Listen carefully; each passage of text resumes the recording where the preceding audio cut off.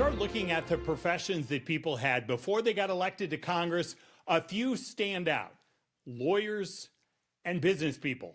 Not a lot of farmers, but a farmer from Humboldt wants to add one more. Hi, I'm Dave Price. And I don't know whether existing law.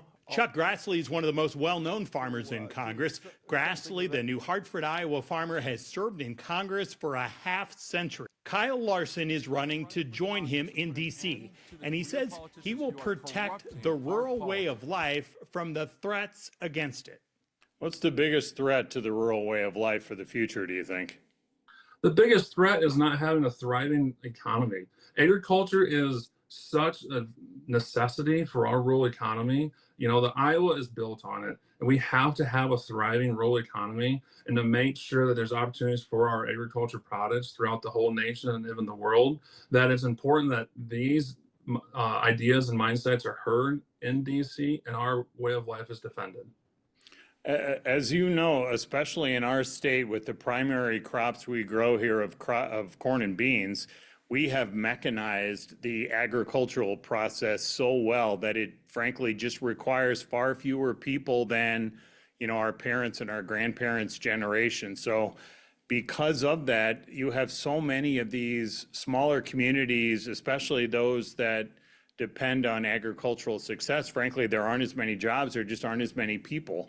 So what is the next front and the next potential for these smaller communities if ag, the way it's designed right now in our state for many communities, just frankly doesn't require the same amount of people in what we're doing, what we're prioritizing? Yeah, that's a good statement. Also, on top of that, what I want to do is I want to make sure we are attracting good manufacturing to rural Iowa. Like just right up here in Humboldt County, I think of manufacturing that's heavily impacted by agriculture is High Capacity that makes parts for the ag industry, along with Jetco that's right here in Humboldt. And Jetco makes trailers such as grain hauling trailers, side dump trailers that are purchased by the ag economy in the rural Iowa.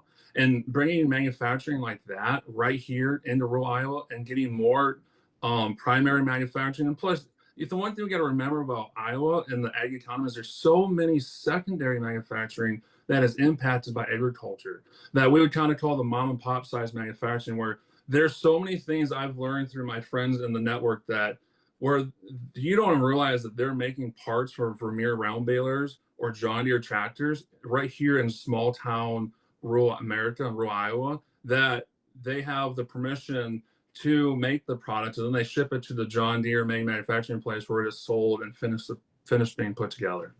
So it's more than just farming. It's about manufacturing and opportunities in rural Iowa. And then plus all our Main Street stores and shops, because when agriculture thrives, manufacturing thrives, sales thrives, our Main Street thrives. And when Main Street thrives, our school system thrives. And when our school system thrives, the next generation of leaders is born and created. And that is what we have to have, and we have to spread the word on and protect and build that economy.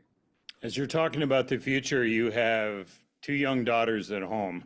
How do you make the decision? Obviously, as of a couple of months ago, you didn't know Randy Feenstra was going to run for governor instead of re-election. So a lot of this has had to been kind of getting up to speed and planning this all out very, very quickly. But how do you and your family make this determination that making a run for Congress, which means living in Washington, D.C. for the bulk of the week, a good part of the year, and you're going to be away from these two little girls. So how do you balance whether as a dad, this is the right thing for your family? So there's multiple things I want to talk about here. Yes, this was an extremely hard decision for my wife, myself, and my family as a whole, because we farm with my parents as well. And I'm thankful for that as well, that my own kids get to grow up and farm with their grandparents. That itself is a wealth right there. The next part is my wife really clicked with me, and I realized that she was 100% bought in and understood is, I used to work at the feed mill, and I was a feed mill manager. We would work 60 to 8-hour weeks, and then I'd turn around and come home and take care of 5,000 pigs a year, along with crop farming.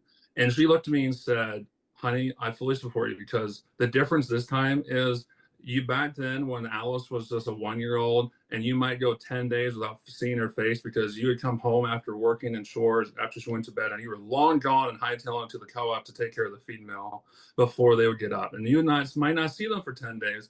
But she said the difference this time is you're trying to create an opportunity and protecting their way of life along with other families and other children for the state of Iowa as well. So you're trying to make a difference for them in the state of Iowa and not just working away at the co-op. Larson is now the third Republican to declare his campaign for the 4th District. You have Larson in Humboldt, Matt Winchittle in Missouri Valley, and Chris McGowan in Sioux City. 3 different parts of this 36-county district. That is Inside Iowa Politics for this week.